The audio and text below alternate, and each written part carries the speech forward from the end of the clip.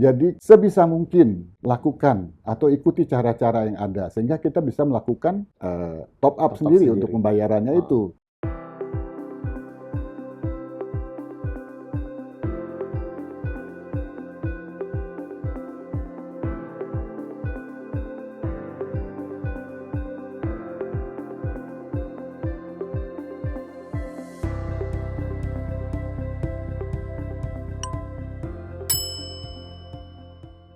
Assalamualaikum warahmatullahi wabarakatuh. Ketemu lagi bersama saya. Oke, di kesempatan ini kita akan ngobrol-ngobrol santai dengan Bapak Yosi yang di saat ini memegang booth KBRI Kuala Lumpur. Jadi di kesempatan ini kita mencoba untuk bertanya beberapa isu terbaru karena memang di saat ini itu KBRI mempunyai beberapa inovasi dan itu pun ya pastinya demi kebaikan kita semua. Di dalam konten ini kita coba bertanya secara terus agar sahabat di luar sana yang masih belum bisa nerima itu setidaknya ya paham. Di saat ini kan KBRI itu untuk memperpanjang paspor itu kan harus online ya Pak ya. Betul. Sebetulnya tujuan utamanya itu apa sih Pak? Jadi begini ya teman-teman sekalian, selamat tahun baru dulu ya. Selamat tahun baru semuanya. Selamat tahun baru Mas Widi juga ya. Ini pertanyaan selalu ada ya, timbul nih ya, baik di tempat channel Mas Mukidi, juga ada di di medsosnya KBRI dan berulang-ulang juga selalu ditanya. Dan sebetulnya sudah kita jelaskan juga berkali-kali juga, dan kontennya juga sudah banyak di KBRI dan sudah banyak juga di channel Mas Mukidi. Kan? Jadi pada prinsipnya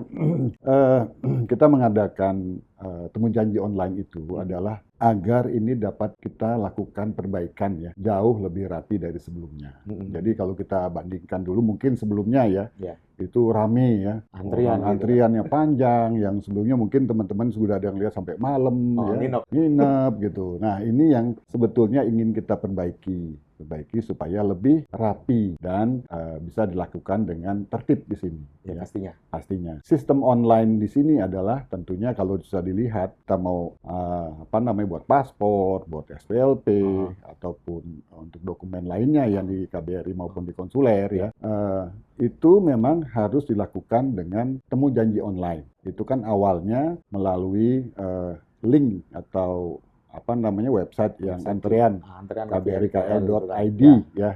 Nah, dari sana itu bisa kita pilih, ada beberapa pilihan. Nah, di situ kan ada bagian betul ya, ada beberapa bagian sesuai dengan kebutuhan ya. Ini sekali lagi adalah untuk memudahkan ya, bukan untuk mempersulit tapi memudahkan ya untuk kerapian, ketertiban sehingga tidak ada lagi antrian yang membludak seperti sebelumnya. Apalagi di saat ini COVID pun belum selesai. Betul, COVID juga masih belum selesai. Jadi memang kalau kita lihat, ini kan sudah kita mulai inovasi ini tahun 2020 ya, pada setelah COVID, setelah pandemi. Dan itu kan kita harus menjaga jarak dan kita harus mengatur kuotanya. Kuota pasti. Kuota pasti. Satu hari berapa? Ada berapa? 600, ada yang 700, tergantung kebutuhan fix seperti itu. Nah ini yang kita terus lakukan upaya perbaikan ya, dengan temu janji online. Temu janji online, antriannya juga tertib sehingga teman-teman juga lebih nyaman nanti tentunya. Yang dari jauh-jauh gitu betul, kan. Betul, jadi ada kepastian datang ke KBRI akan dilayani ya tentunya sesuai dengan hari dan tanggal yang telah dipilih. Dan diberikan konfirmasi oleh KBRI. Nah, sistem inilah yang salah satu menjadi inovasi dari KBRI Kuala Lumpur. Karena kalau dari jumlah yang melakukan pemohonan tentunya kan sangat banyak. Ya karena warga kita tentunya di Malaysia juga juara lah di Malaysia. Jadi ya ini satu hal yang memang mau tidak mau ya memang sudah harus dan sudah waktunya dilakukan. Karena kedepannya sistem online ini akan menjadi tren. Bahkan di Malaysia semua STO ya kan? Semuanya sudah STO. Jadi baik juga di Malaysia sendiri sudah STO. Begitu juga di KJRI kita nih, kita ada di Johor, ada di Penang, ya kan? Semua sudah STO semua. Semua juga STO semua, termasuk yang di kawasan Sabah dan Sarawak. Begitu, Mas. Jadi kedepannya itu agar lebih enak lah pasti untuk sahabat-sahabat yang jauh mau buat temu janji sudah pasti, karena sebelum ini itu nggak pasti, besok siap atau tidak itu kita nggak pasti. Jadi ya kita anggap ini sebagai batu loncatan untuk ke arah yang lebih baik.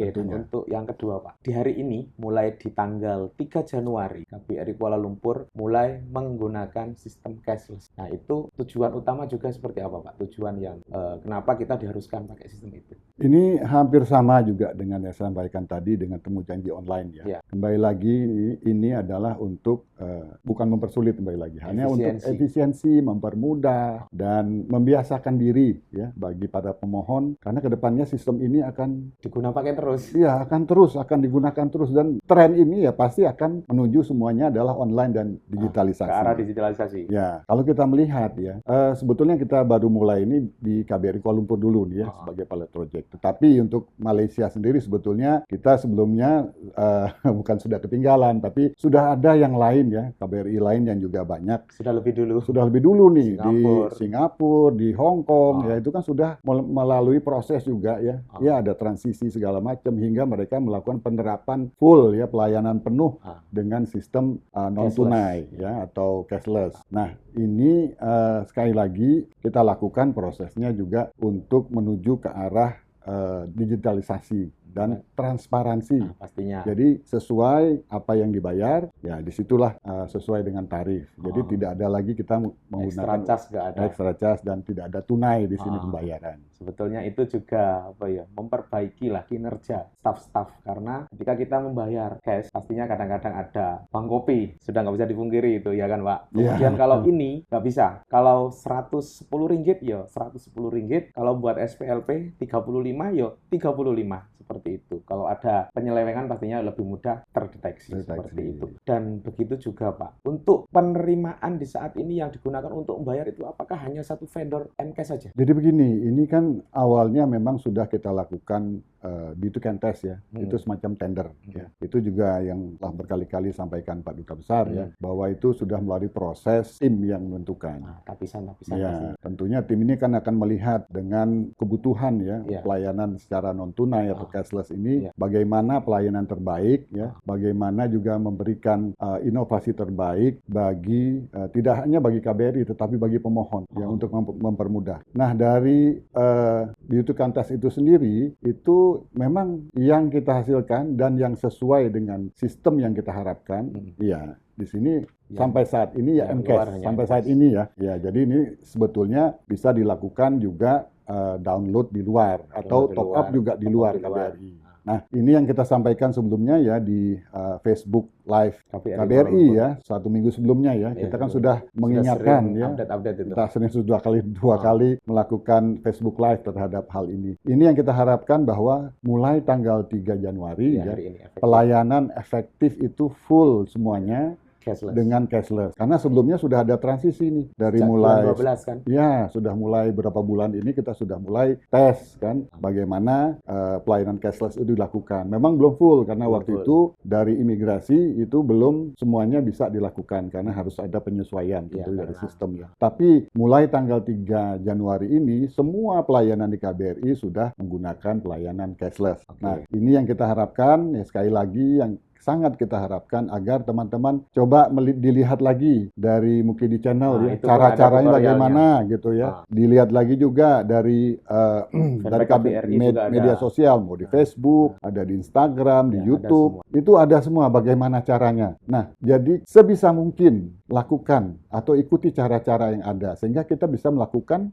upload sendiri dan bisa melakukan top up sendiri untuk pembayarannya itu. Sebetulnya tidak ada yang tidak bisa kalau kita mau mencoba sebetulnya. Ya sama Pak, sebetulnya kita dulu masuk adanya Facebook itu kita nggak tahu loh Pak. Nggak tahu, iya. Tapi dengan Kulino itu bisa kan? Iya. Nggak berat kan? Nggak berat. Nggak berat. Bahkan sekarang medsos lagi trendingnya TikTok.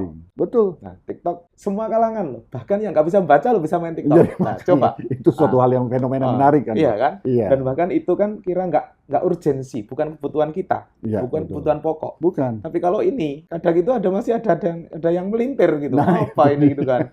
Ya sebetulnya itu perlu diperbetulkan saja mindset-nya. Iya. Ya kan? Jadi ini adalah suatu memang program yang diarahkan ya dari pemerintah. Memang dari pusat. Ya, dari pusat ya, supaya kita bisa memberikan pelayanan secara cashless. Nah, cashless lagi pun untuk laporan tahunannya lebih mudah. Ya, gitu semuanya lebih mudah, akuntabel, ya, transparan, terbuka untuk semuanya. Jadi semuanya kita lakukan adalah untuk kepentingan bersama sebetulnya. Kepentingan anak bangsa gitu. Anak bangsa semuanya demi Indonesia maju. Iya, gitu, ya. Jadi di saat ini KBRI memang sudah membuat beberapa langkah pembaharuan yang sebelumnya harus antri panjang-panjang malam-malam. Di saat ini sudah temu janji, datang sesuai tanggal, sesuai jam, pasti dapat. Kalau dulu masih 50-50. Dan begitu juga untuk sahabat yang akan berurusan dokumen keimigrasian di KBRI Kuala Lumpur sudah menggunakan non-tunai. Mau tidak mau kita harus ikuti, karena dengan perkembangan zaman, kalau kita nggak mau berubah ya tinggalan kereta api. Oke Pak ya, terima kasih waktunya. Terima kasih Mas Mukidi ya. Semoga ada improvement yang lebih baik lagi dari kedutaan semoga besar ya.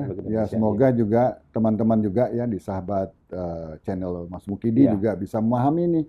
Ya, proses yang memang terus kita lakukan perbaikan dan inovasi. Itu pun harus kita ikuti, nggak bisa ditolak. Ya kan? Kalau kita tolak ketinggalan kereta api. Oke ya. Assalamualaikum warahmatullahi wabarakatuh. Selamat siang, selamat beraktivitas. Bye.